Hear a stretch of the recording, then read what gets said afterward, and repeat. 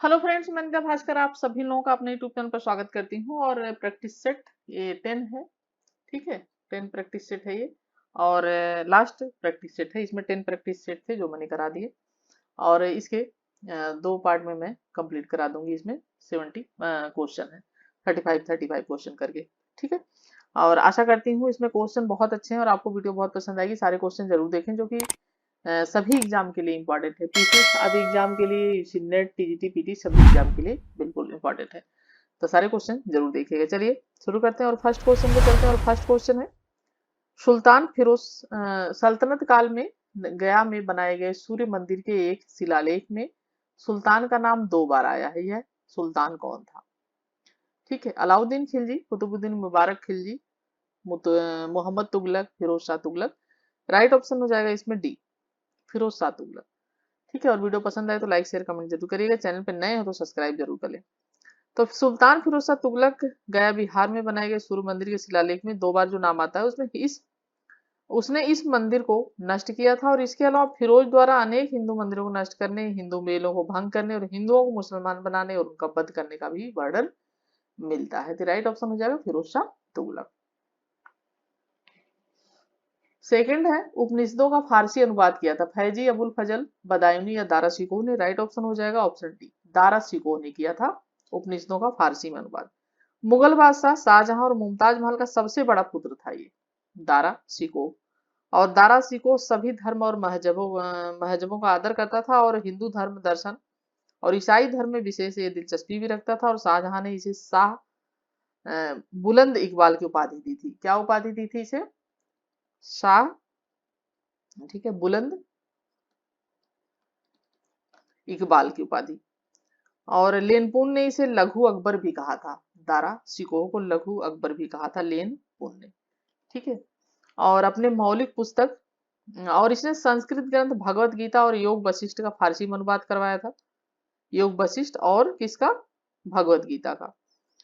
और उसके बाद अपनी मौलिक पुस्तक मल्म उल बहरीन में इन्होंने हिंदू और इस्लाम धर्म को एक ही ईश्वर की प्राप्ति के दो मार्ग बताया था। राइट ऑप्शन जैसा कि डी। नेक्स्ट है, शाहजहानाबाद में साहिबाबाद बगीचे का निर्माण किसने करवाया था जिसे धनी व्यापारियों के लिए सराय के रूप में उपयोग किया जाता था? नूरजहां, रोशन आरा बेगम, जहांआरा बेगम, जीनत उन निशा। थर्ड क्वेश्चन का राइट ऑप्शन सी हो जाएगा जहांआरा बेगम। फोर्थ है, किस आधुनिक इतिहासकार ने सतनामी विद्रोह को औरंगजेब की धार्मिक नीतियों के विद्रोह में हिंदू प्रतिक्रिया की संज्ञा दी? आरसी मजूमदार, ईश्वरी प्रसाद, बीडी महाजन, जदुनाथ सरकार। फोर्थ क्वेश्चन का राइट ऑप्शन डी हो जाएगा जदुनाथ सरकार। फिफ्थ क्वेश्चन है, विजयनगर राज्य इस्लाम के विरुद्ध हिंदू वर्णाश्रमों के रक्षक के रूप में गौरवान्वित था, लेकिन उसके प्राथमिक शत्रु हिंदू राजे महाराजे ही थे। और शहर के भीतर एक तुरुस्क आवास, एक मस्जिद, मुस्लिम मकबरा बना हुआ था। अपने भव्य वास्तुशिल्प, सैन्य संगठन और शहरी मिजाज में वह कई अर्थों में हिंदू के बदले किसी मुस्लिम राजधानी की तरह लगता था। यह उद्धरण किसका है? राइट ऑप्शन यहाँ पे हो जाएगा ऑप्शन बी, बर्टन स्टाइन का। विजयनगर राज्य इस्लाम के विरुद्ध हिंदू वर्णाश्रम धर्म के रक्षक के रूप में गौरवान्वित, लेकिन उसके प्राथमिक शत्रु हिंदू राजे महाराजे थे। और शहर के भीतर एक तुरुस्क आवास और एक मस्जिद जो मुस्लिम मकबरा बना हुआ था। भव्य वस्तु शिल्प और सैन्य संगठन, शहरी मिजाज में कई अर्थों जो है इसका था नाम। और किसी मुस्लिम राजधानी की तरह हिंदू के बदले ये लगता था। और यह कथन बर्टन स्टाइन। नेक्स्ट मिलान करना है, गोल गुम्बद, ताजमहल, बीबी का मकबरा, सिकंदरा, मोहम्मद आदिल शाह, अकबर, रबिया उद्दरानी, किसका किसका यानी मकबरा है? तो ताजमहल तो आप फेमस है, ये जानते ही हैं, मुमताज महल का मकबरा है। गोल गुम्बद मोहम्मद आदिल शाह द्वितीय का मकबरा है। ठीक है, मोहम्मद आदिल शाह द्वितीय सेकंड। और बीबी का मकबरा, रदिया उद्दरानी का मकबरा, सिकंदराबाद में अकबर का मकबरा है। ठीक है, राइट ऑप्शन यहाँ पे मिलान करेंगे तो ए का फर्स्ट है, बी का फोर्थ है। ए का फर्स्ट, बी का फोर्थ, ऑप्शन डी हो जाएगा। नेक्स्ट है, सूची फर्स्ट और सेकंड को सुमेल करना है। और इसमें सुमेल करते हैं, पुस्तक और लेखक हैं गुलशन इब्राहिमी, गुलाल मुर्तजा, बशातीन उसलातीन, हुजनी अस्त्रावादी, फुतुहात आदिल शाही, भीमसेन, नुस्खा इदुल कुता, मोहम्मद कासिम फरिश्ता। ठीक है, मिलान करेंगे तो गुलशन इब्राहिमी हो जाएगा, मोहम्मद कासिम फरिश्ता, ए का फोर्थ हो जाएगा। बसातीन उस्तलातीन, ये हो जाएगा गुलाम मुर्तजा। फुतुहात है आदिल शाही, ये हो जाएगा फुजनी अस्त्राबादी। निष्का दिलखुदा भीमसेन की। ठीक है, तो यहाँ पे जब मिलान किया जाएगा तो यहाँ का ए का क्या है, ए का फोर्थ है, ए का फोर्थ है और बी का क्या है, फर्स्ट है। ठीक है, यहाँ पे भी राइट ऑप्शन डी हो जाएगा। 8 क्वेश्चन है, भारत की यात्रा करके जाने वाले निम्नलिखित दस्तावेज लेखक यात्रियों को काल क्रमानुसार संयोजन करके दिए गए विकल्पों में से सही विकल्प का चुनाव कीजिए। मोहम्मद इब्न अहमद अबू रयान उल-बरनी, अब्दुल रज्जाक कलाम अलुद्दीन इब्न इसाक समरकंदी, महमूद वली बल्खी इब्न बतूता। ठीक है, और यहाँ पे जो इनका सही कालक्रमानुसार हो जाएगा वो हो जाएगा बी। ठीक है, मोहम्मद इल अहमद अबू रेहान अल बरूनी जो था, जिसका पूरा नाम था 900 ये 998 ईस्वी में महमूद गजनबी के साथ ही भारत आया था। ठीक है, ये किसके साथ आया था, ये महमूद गजनबी के साथ। ठीक है, और अब्दुल रज्जाक इब्न बतूता जो था वो मोरक्को से मोहम्मद बिन तुगलक के दरबार में आया था ये। ठीक है, मोहम्मद बिन तुगलक। और ठीक है, अब्दुल रज्जाक अल बहरीन इस इब्न अल असाक समर कर दी। ठीक है, और अब्दुल रज्जाक जो आया था ये आया था 1442-43 में देवराय द्वितीय के शासनकाल में। ठीक है, ये देवराय सेकंड के शासनकाल में आया था विजयनगर में। फारस के शासक के राजदूत के रूप में आया था ये, कहाँ के, फारस के शासक के राजदूत के रूप में। मोहम्मद बल्कि 1626-31 में आया था ये। ठीक है, और ये भारत में रहा ये भी। तो राइट ऑप्शन यहाँ पे जो इनका है वो जाएगा, क्रम वाइज देखेंगे तो, क्योंकि ये 1626 ठीक है से 31 और 1442-43 आया था ये। ठीक है, 1442-43 में आया था। ठीक है, तो इस तरीके से हो जाएगा। और जैसा कि 998 में आया था अलबरनी, और इब्न बतूता आया था ये 1333। ठीक है, 1333 में आया था। चलिए, 9 क्वेश्चन है, चालाक अफगान बताकर बाबर ने हुमायूं को किसके प्रति सचेत किया था, दौलत खां लोधी, आलम खां लोधी, बहादुर शाह, शेर खां। और 9 क्वेश्चन का जो राइट ऑप्शन हो जाएगा ऑप्शन डी हो जाएगा, शेर खां। नेक्स्ट है, रजिया को उत्तराधिकारी बनाने वाली शाही विज्ञप्ति की रचना इल्तुतमिश के लिए किसने की, मिनहाजुस सिराज, जियाउद्दीन बर्नी, मुशरिफ उल मुमालिक इशामी। 10 क्वेश्चन का राइट ऑप्शन हो जाएगा ऑप्शन सी, मुशरिफ उल अल मुमालिक। 11 क्वेश्चन है, मीर जुमला ने अहोम राज्य पर पहला हमला करके अहोम की राजधानी गढ़ गांव पर कब्जा कर लिया। 1663 ईस्वी में अहोम राज्य और उसके बीच एक संधि हुई। अहोम ने किस वर्ष मुगलों को कूच हाजी को छोड़ने और मानस नदी को सीमा के रूप में स्वीकार करने के लिए बाध्य किया था। 11 क्वेश्चन का राइट ऑप्शन ये हो जाएगा 1667 ईस्वी। नेक्स्ट है, सुल्तान मोहम्मद बिन तुगलक के शासन क्षेत्र को हिंद और सिंध शब्द का प्रयोग किसने किया था। ठीक है, और 12 क्वेश्चन का राइट ऑप्शन इब्न बतूता ने किया था। इब्न बतूता का वास्तविक नाम जैसा कि अबू अब्दुल्ला मोहम्मद था, और यह अफ्रीका का निवासी था। ठीक है, मोहम्मद बिन तुगलक के शासनकाल में आया था। ठीक है, अफ्रीका मोरक्को का 1333 ईस्वी में, और भारत में करीब 14 वर्ष रहा था ये। कृष्णदेव राय ने क्या किया, पुर्तगालियों से लड़ा, उड़ीसा के राजा को पराजित किया, श्रीलंका में सेना भेजी, बहमनी साम्राज्य को उखाड़ फेंका। 13 का बी हो जाएगा, उड़ीसा के राजा को पराजित किया। किसके चांदी के सिक्कों पर राशि चक्र का अंकन है, Humayun, Shahjahan, Akbar, Jahangir. 14 question right option D हो जाएगा, जहांगीर। नेक्स्ट है, निम्नलिखित सुल्तानों में से किसने नियाबत खुदाई के सिद्धांत का प्रतिपादन किया, इल्तुतमिश, बलबन, अलाउद्दीन खिलजी, मोहम्मद बिन तुगलक। राइट ऑप्शन हो जाएगा इसका ऑप्शन बी, बलबन। ठीक है, और बलबन ने 20 वर्ष तक वजीर की हैसियत से तथा 20 वर्ष सुल्तान के रूप में इसने दिल्ली पर शासन किया था, और सुल्तान की प्रतिष्ठा स्थापित करने के लिए रक्त और लौह की नीति अपनाई थी इसने, और उसके अनुसार सुल्तान धरती पर खुदा का प्रतिनिधि है। और उसका स्थान केवल पैगंबर के पश्चात है, और बलबन ने नियाबत खुलाई ईश्वर का प्रतिनिधि का सिद्धांत भी इसने प्रतिपादित किया था। अलाउद्दीन खिलजी कालीन प्रशासन में राष्ट्रीय खुफिया विभाग का मुखिया क्या कहलाता? दीवान रियासत, बरीद मामलिक, शाहनाई मंडी, आरिज ममालिक। 16 का राइट ऑप्शन बी हो जाएगा बरीद ममालिक। नेक्स्ट है मध्यकालीन भारत के ऐतिहासिक स्रोतों में चकला शब्द का प्रयोग, ठीक है, चकला शब्द का प्रयोग किन अर्थों में हुआ? परगना के समानार्थी, सरकार के समानार्थी, टप्पा के समानार्थी, सूबा और परगना के बीच की क्षेत्रीय इकाई, लेकिन अनिवार्यतः सरकार के समानार्थी नहीं। 17 का राइट ऑप्शन डी हो जाएगा चकला, ठीक है। पर जो है मुगल काल सरकार और परगने के बीच की इकाई को कहते थे। नेक्स्ट है किस मध्य मुगल कालीन अधिकारी को लेखा परीक्षा ऑडिटर जनरल कहा जाता था? मुशर्रफ मुमालिक, मीर शामा, वकील मुत्तक, मौतबी मुमालिक। 18 का राइट ऑप्शन डी हो जाएगा मुस्तौफे मुमालिक। नेक्स्ट है निम्नलिखित में से कौन सा कथन सही नहीं है? सूबे के प्रादेशिक प्रभाग सरकार में कई अधिकारियों की नियुक्ति की जाती थी। सरकार के शीर्षस्थ अधिकारी को फौजदार कहा जाता था। सी अधिकारियों में से एक को सरकार का प्रधान कहा जाता। डी है फौजदार का कर्तव्य अपनी सरकार में कानून और व्यवस्था बनाए रखना था। राइट ऑप्शन सी हो जाएगा अधिकारियों में से एक को सरकार का प्रधान कहा जाता था। सही नहीं है। नेक्स्ट है किस मुगल सेनापति ने शिवाजी को पुरंदर की संधि 1665 में जो हुई थी हस्ताक्षर करने के लिए बाध्य किया था? शाइस्ता खां, बहादुर खां, मिर्जा राजा जय सिंह। राजस्व में इंपॉर्टेंट क्वेश्चन है, बार बार पूछता है, रिपीट होता रहता है हर एग्जाम में।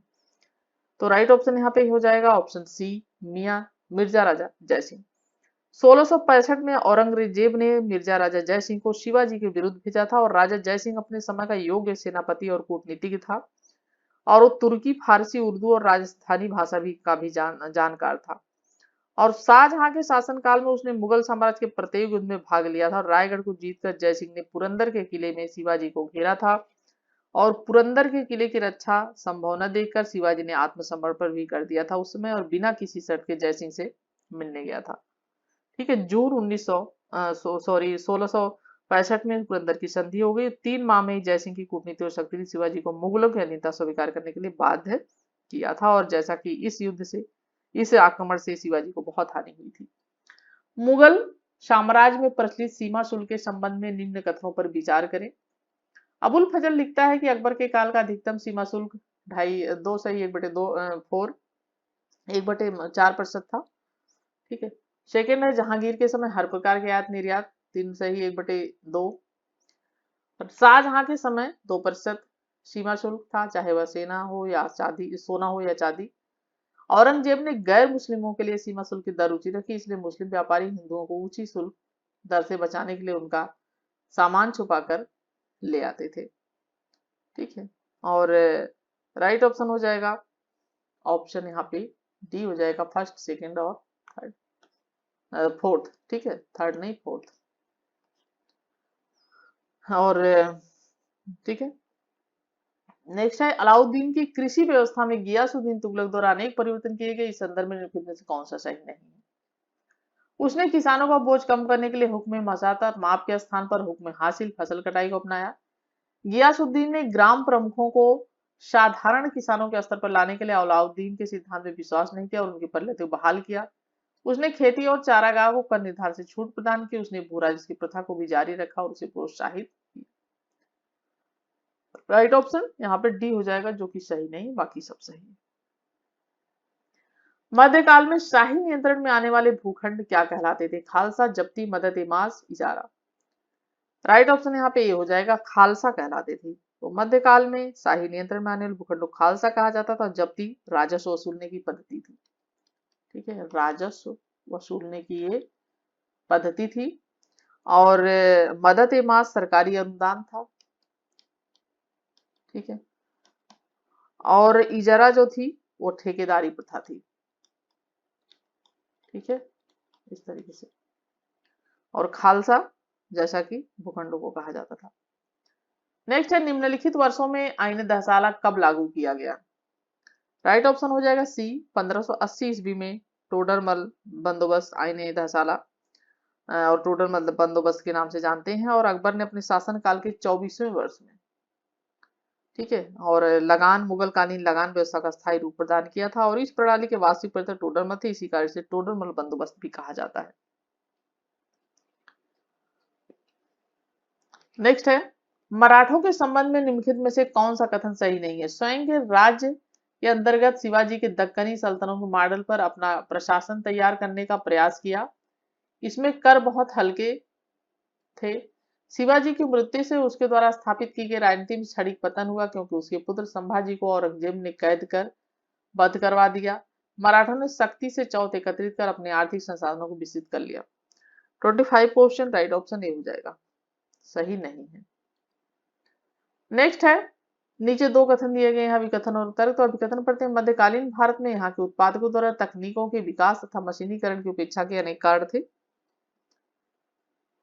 तर्क क्या है, किसी भी सुधार में जोखिम था और उसके लिए पूंजी की जरूरत भी थी। हिंदुस्तानी कारीगरों का मुनाफा इतना वसूली था कि वे ऐसी कोशिश में हाथ नहीं डालना चाहते थे। ऐसी स्थिति में तकनीकी सुधार का दायरा वहीं तक सीमित रहता जो राज्य या कुछ धनी व्यापारियों द्वारा शुरू होता था।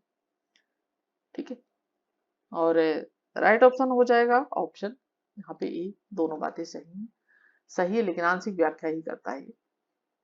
नेक्स्ट है 27, सल्तनत कालीन भारत में किन फसलों की खेती नहीं की जाती थी? आलू, जौ, तिल, मक्का।